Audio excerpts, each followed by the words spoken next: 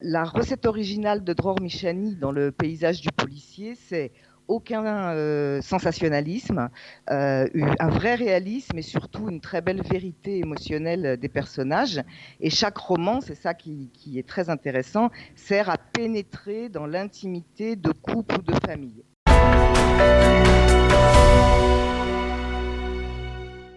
Bonjour Nathalie. Bonjour Nathalie. Tout va bien?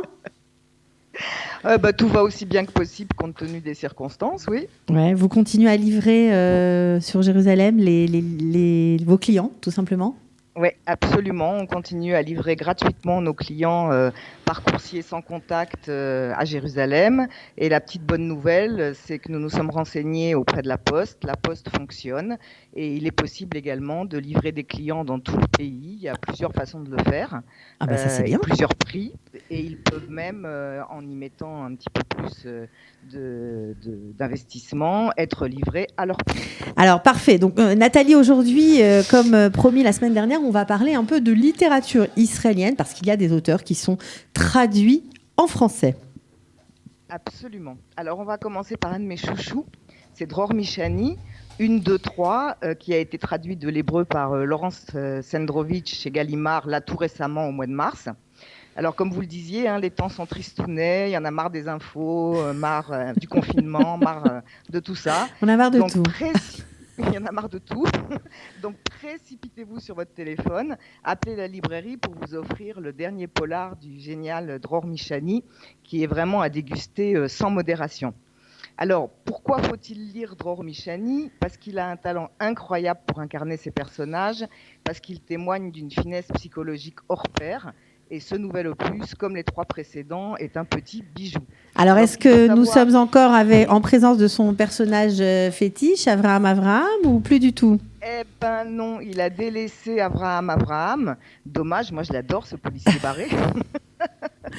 Pour suivre le quotidien de 3 femmes de Tel Aviv, Orna, Emilia et Ella, qui sont victimes de Gil, un avocat marié inscrit sur un site de rencontre. Alors chacune de ces femmes se débat dans des difficultés sentimentales, professionnelles, et bien sûr, le roman se déroule dans le quartier tumultueux de Holon à Tel Aviv, ce qui en fait une fois de plus une plongée dans une partie de la société israélienne. Alors, peu à peu, à côtoyer ce Gil, le doute s'insinue en ces 3 femmes. Il faut dire qu'il est plus que bizarre, ce Gil. Il a même des TOC, des troubles obsessionnels compulsifs, assez inquiétants. Alors, la structure en triptyque du roman réserve bien des surprises. On a une fin très inattendue de la première partie, un inévitable dénouement de la deuxième et un total retournement de situation à la fin de la troisième. La recette originale de Dror Michani dans le paysage du policier, c'est aucun sensationnalisme, un vrai réalisme et surtout une très belle vérité émotionnelle des personnages. Et chaque roman, c'est ça qui est très intéressant, sert à pénétrer dans l'intimité de couple ou de famille. Et, ça tombe bien en ce moment. Oui, c'est parfait. C'est d'actualité. Donc, en cela, pour moi, Dror Michani est vraiment l'héritier spirituel de Georges Simenon ou encore de Indrid Hasson, qui est le maître du polar finlandais. Ok, alors évidemment, pour ceux qui ne connaissent pas Dror Michani, il est assez jeune, c'est ça qui est assez étonnant. On aurait l'impression comme ça, je ne sais pas pourquoi, de penser à quelqu'un de beaucoup plus âgé, mais non. Je crois qu'il est né dans les années 78, quelque chose comme ça, et qui donc c'est toujours à peu près ça. Voilà. Et puis il vit en Israël, il est prof également, donc c'est vraiment un pur produit de notre pays, et ça fait du bien. La petite chose qu'il faut savoir, c'est que même s'il ne traduit pas ses livres lui-même, il parle très bien français, Dror Michani. Exactement. Tout à fait. C'est une bonne nouvelle. On va l'interviewer sur Studio Qualita, donc. Voilà. Oui, vous pouvez, tout à fait. On le fera, Nathalie. Alors ça, c'est le premier livre. Il y en a un deuxième, je crois. Oui, alors c'est Sous le signe du corbeau de Amir Gutfreund, qui a été traduit à la fin de l'année 2019 par Catherine Werschowski aux éditions Gallimard. Alors, pour mémoire, Amir Gutfreund est né à Haïfa en 1963 et nous a quittés bien prématurément à l'âge de 52 ans en 2015. Il s'est fait connaître avec un roman bouleversant, Les gens indispensables ne meurent jamais, qui est paru en 2007, dans lequel il racontait l'histoire de 2 adolescents en quête de grands-parents de substitution, puisqu'ils avaient perdu les leurs dans la Shoah. Un roman évidemment très influencé par le vécu de l'auteur et qui depuis est considéré comme un ouvrage majeur de la littérature de la Shoah. Alors là, on quitte Tel Aviv, tous les romans d'Amir Gutfreund se déroulent à Haïfa, sa ville, et tous sont habités d'une manière assez différente par les souvenirs du génocide. Alors dans celui-ci, en apparence, le personnage principal ressemble à un anti-héros à la dérive. Il apparaît dans les premières pages en jogging, courant sans but, ressassant ses échecs. Dana, sa femme qu'il a quittée il y a 2 ans. Ce personnage est un créateur, un génie de la high-tech qui a créé une start-up et il s'est fait virer avec la bénédiction de toute l'équipe par son ex-associé. Il fait sans trop y croire une thérapie pour faire plaisir à Eli, qui est son jeune frère, qui est un brillant avocat et qui est son unique soutien. Et au milieu de ce paysage-là apparaît un fait divers inquiétant. Une jeune fille de 16 ans qui s'appelle Lir Ohayon disparaît et ce fait divers attire son attention à ce point qu'il décide comme ça, sur un coup de tête, de rejoindre les équipes organisées par la police pour la retrouver. Alors pourquoi tout ça ? Parce qu'évidemment cette disparition inquiétante fait profondément écho en lui.